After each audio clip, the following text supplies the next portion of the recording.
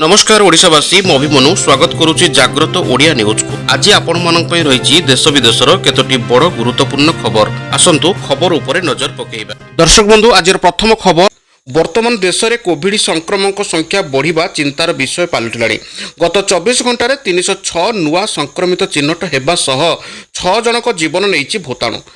सेपटे प्रधानमंत्री मोदी साक्षात करने हेले एणिके मंत्री मानकु और अन्य मानकु करबाकु हेबो आरटीपीसीआर टेस्ट।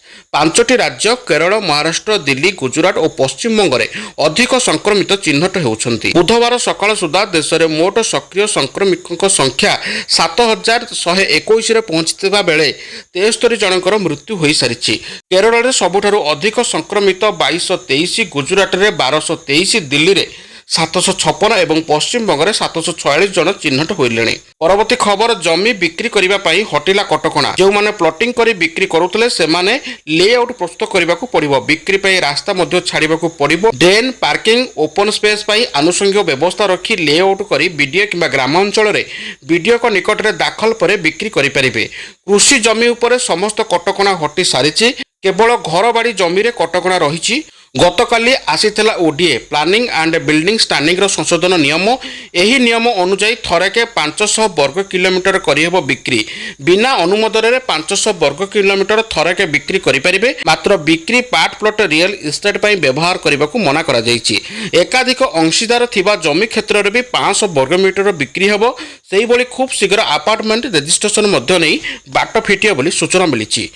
परवर्ती खबर, जाल शिक्षागत प्रमाणपत्र प्रदान करी ग्रामीण डाक सेवक चाकरी करने को उद्यम करिथिबा अभियोग रे राज्य क्राइमब्रांच टीम 5 जन अभियुक्तों को गिरफ्त करिछि।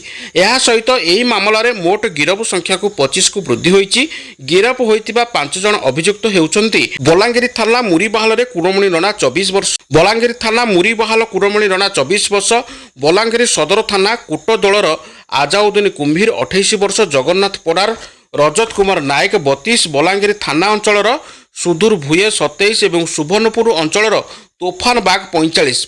पूर्वर यही मामला रे पुलिस मुख्य अभियुक्त झारखंडर Abhijit Kumar Bhakat, Balangir town Reliance education complex मालिक मनोज मिश्र और आलोक रंजन उदगोता समेत यही रैकेट सहित जड़ित अन्य 17 जन को गिरफ्त करा सूचना मिली। परवर्ती खबर, रेलवे यात्री मानक आसी खुशी खबर। एवं आउ 4 घंटा नुहे यात्री मानक यात्रा आरंभर 24 घंटा पूर्व सीट कन्फर्मेशन अपडेट मिल जिवो। रेलवे एभली एही योजना माध्यम कार्य करुछि जेउथरे भारतीय रेलवे ट्रेन गस्त हेबार 24 घंटा पूर्व कन्फर्म सीट गुड़िक जारी करिवो बोली सूचना मिली। परवर्ती खबर, ताइवान राजधानी ताइपे रे पुणी एक भयंकर भूकंप झटका अनुभूत होइछि। एही भूकंपर झटका एते शक्तिशाली थिला जे ताइपेर आखपाख अंचल रे थिबा बड़ बड़ कोठा किछि समय पई दोहली उठिथिला। लोक माने डर रे घर छाड़ी बाहर को चली आसिसंती। स्थानीय प्रशासन द्वारा जारी करा जाइथिबा सूचना मुताबक एही भूमिकंपर तीव्रता रिक्टर सेल रे 5.9 बोली रेकर्ड करा जाइछि। परवर्ती खबर, खूब शीघ्र हबो ऑपरेशन आनाकोंडा 2। सरंड जंगल रे हेबो ऑपरेशन।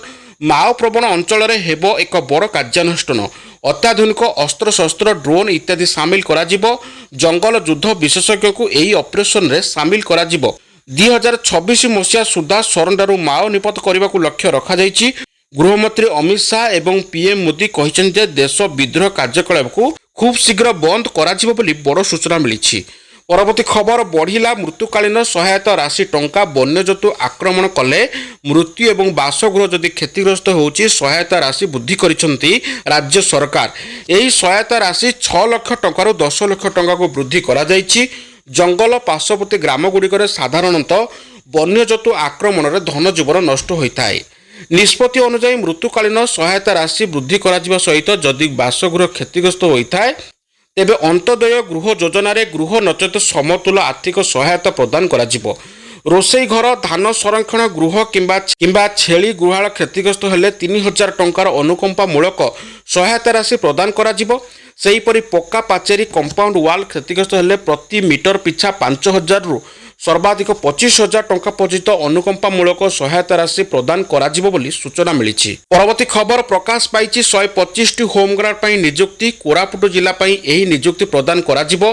सेतिपई कोरापुट जिला पुलिस तरफरु एही नियुक्ति प्रकाश करा जाइछि। गत 10 जून 2025 तारिखर प्रार्थी माने कोरापुट कमांडेंट होमगार्ड ଅଫିସରେ ଆବେଦନ କରିପାରିବେ। ଏହି ଦାଖଲ ଆସନ୍ତା 25 ଜୁନ 2025 ତାରିଖ ପର୍ଯ୍ୟନ୍ତ ଚାଲିବ। ଏଥିରେ ପ୍ରାର୍ଥୀଙ୍କର ବୟସ ସୀମା 20 ବର୍ଷରୁ କମ୍ ହୋଇନଥିବା ବେଳେ 60 ବର୍ଷରୁ ଅଧିକ ହୋଇନଥିବ। ହେଲେ ପ୍ରାର୍ଥୀ କୋରାପୁଟର ସ୍ଥାୟୀ ବାସିନ୍ଦା ହୋଇଥିବା ଆବଶ୍ୟକ। ପ୍ରାର୍ଥୀଙ୍କର ଶିକ୍ଷାଗତ ଯୋଗ୍ୟତା ପଞ୍ଚମ ପାସ୍ କରିଥିବା ଆବଶ୍ୟକ। ଏଥିପାଇଁ ଯେଉଁମାନେ ଟେଲରିଂ, ବିନ୍ଧାନୀ, ଇଲେକ୍ଟ୍ରିସିଆନ୍, ପାଇପ୍ ମିସ୍ତ୍ରୀ, ଏସି କାରିଗର ପ୍ରଭୃତି ଦକ୍ଷତା ଥିବ ସେମାନଙ୍କୁ ଅଗ୍ରାଧିକାର ଦିଆଯିବ ବୋଲି ସୂଚନା ମିଳିଛି। ପରବର୍ତ୍ତୀ ଖବର, ଯାଜପୁର ଜିଲ୍ଲାରେ ଝାଡ଼ାବାନ୍ତିର ଆତଙ୍କ। ଝାଡ଼ାବାନ୍ତିରେ 200ରୁ ଅଧିକ ଆକ୍ରାନ୍ତ ହୋଇଥିବା ବେଳେ 2 ଜଣଙ୍କର ମୃତ୍ୟୁ ହୋଇଥିବା ଜଣାପଡ଼ିଛି। ବିଶେଷ କରି ଯାଜପୁର ଜିଲ୍ଲାର ବ୍ୟାସନଗର ପୌରାଞ୍ଚଳ, ଦାନଗତି, ଧର୍ମଶାଳା, ରସୁଲପୁର ଓ କୋରେଇ ବ୍ଲକ ବିଭିନ୍ନ ଅଞ୍ଚଳରେ ଝାଡ଼ାବାନ୍ତି ବହୁଳ ମାତ୍ରାରେ ବ୍ୟାପିଛି। ଦାନଗତି ଆଉ ବ୍ୟାସନଗର ଅଞ୍ଚଳର ଜଣ ଲେଖାଏଁ ରୋଗୀଙ୍କ ମୃତ୍ୟୁ ହୋଇଥିବା ବେଳେ ବିଭିନ୍ନ ଡାକ୍ତରଖାନାରେ 200ରୁ ଅଧିକ ଲୋକ ଆକ୍ରାନ୍ତ ହୋଇଥିବା ସୂଚନା ମିଳିଛି। ପରବର୍ତ୍ତୀ ଖବର, ଜୁନ 18 ତାରିଖ ପର୍ଯ୍ୟନ୍ତ ରାଜ୍ୟରେ ପ୍ରବଳ ବର୍ଷା ହେବାର ସମ୍ଭାବନା ରହିଛି। ଏନେଇ ବିଭିନ୍ନ ଜିଲ୍ଲାକୁ ୱାର୍ଣ୍ଣିଂ ଜାରି କରିଛି ଭୁବନେଶ୍ୱରସ୍ଥିତ ଆଞ୍ଚଳିକ ପାଣିପାଗ କେନ୍ଦ୍ର। ଜୁନ 11 ତାରିଖରୁ 14 ତାରିଖ ପର୍ଯ୍ୟନ୍ତ ସାରା ରାଜ୍ୟରେ ବିଜୁଳି ଘଡ଼ଘଡ଼ି ସହ ପ୍ରବଳ ବର୍ଷା ହେବା ନେଇ ୟେଲୋ ୱାର୍ଣ୍ଣିଂ ଜାରି କରାଯାଇଛି।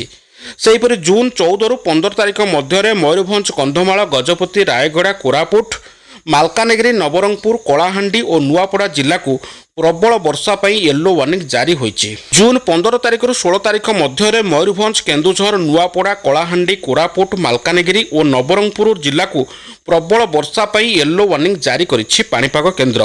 ଜୁନ 16ରୁ 17 ତାରିଖ କୋରାପୁଟ, ମାଲକାନଗିରି ଜିଲ୍ଲାକୁ ପ୍ରବଳ ବର୍ଷା ପାଇଁ ୟେଲୋ ୱାର୍ଣ୍ଣିଂ ଜାରି ହୋଇଥିବା ବେଳେ ଜୁନ 17ରୁ 18 ତାରିଖ ମଧ୍ୟରେ ସୁନ୍ଦରଗଡ଼, କେନ୍ଦୁଝର, ମୟୂରଭଞ୍ଜ ଜିଲ୍ଲାକୁ ପ୍ରବଳ ବର୍ଷା ପାଇଁ ୟେଲୋ ୱାର୍ଣ୍ଣିଂ ଜାରି କରାଯାଇଛି ବୋଲି ସୂଚନା ମିଳିଛି।